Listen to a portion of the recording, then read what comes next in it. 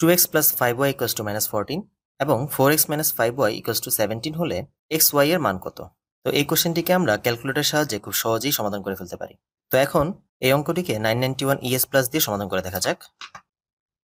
এখানে প্রথমেই মোডে যেতে হবে। মোডে যাওয়ার পর 5 হচ্ছে ইকুয়েশন। 5 এ গিয়ে আমাদের 1 নং অপশনে যেতে হবে। এজন্য আমরা চাপ দিব 1 এ। এখন এখানে মানগুলো বসাতে হবে। এখানে আমরা দেখতে পাচ্ছি a b c আছে। তো a এর পরিবর্তে বসবে x এর সহগ, b এর পরিবর্তে y এর সহগ এবং c এর পরিবর্তে ধ্রুব সংখ্যা। তো মানগুলো বসালে পাবো আমরা x এর সহগ 2 ইকুয়াল চিহ্নে চাপ দিব। তারপরে সহগ হচ্ছে 5, ধ্রুব সংখ্যা হচ্ছে -14। এরপর x এর সহগ হচ্ছে 4,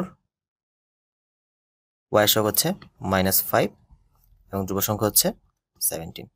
এখানে আমাদের মানগুলো বসানো শেষ। এখন ইকুয়াল দিলে x এর মান আসতেছে 1/2 এবং -3। তো দেখা যাক এটি কোন অপশনে আছে। এটি আমরা দেখতে পাচ্ছি খ নাম্বার অপশন আছে 1/2 -3।